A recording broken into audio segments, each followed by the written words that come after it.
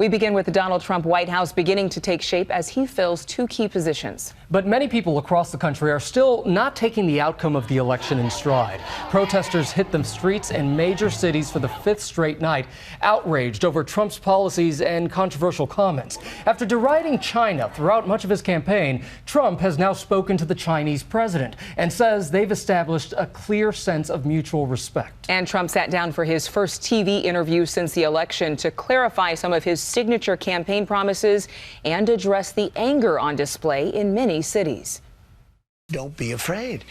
We are going to bring our country back, but certainly don't be afraid. You know, we just had an election, and sort of like you have to be given a little time. Mr. Trump was also asked about acts of violence popping up in his name or against his supporters, and about reports of racial slurs and personal threats against minorities by some of his supporters. I'm very surprised to hear that. I hate to hear that. I am so saddened to hear that, and I say stop it if it helps. I will say this, and I'll say it right to the camera: stop it. Trump addressed a number of his top campaign promises during the 60 Minutes interview, including building a wall along the Mexican border. They're talking about a fence in the Republican Congress. Sure. Would you accept a fence? For certain areas I would, but certain areas the wall is more appropriate. I'm very good at this. It's called construction. And on his campaign pledge to deport millions of undocumented immigrants, he said that would begin immediately. What we are going to do is get the people that are criminal and have criminal records, gang members, drug dealers. We have a lot of these people, probably 2 million, it could even be 3 million. We're getting them out of our country, or we're going to incarcerate. Trump restated his pledge to roll back abortion rights, pledging to appoint justices who could overturn Roe v. Wade, sending the issue back to the states. And if a woman is seeking an abortion, they'll perhaps have to go to another state.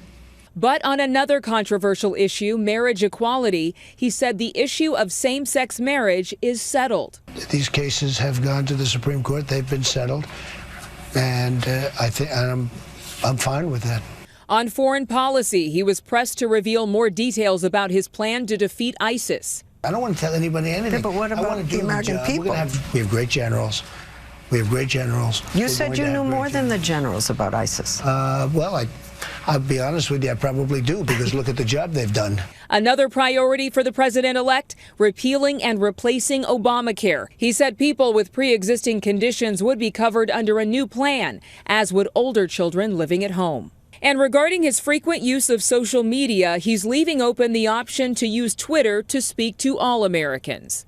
I'm going to do very restrained if I use it at all. I'm going to do very restrained. I find it tremendous. It's a modern form of communication. President-elect Trump also telling 60 Minutes he would decline the president's $400,000 salary and will only take $1 a year.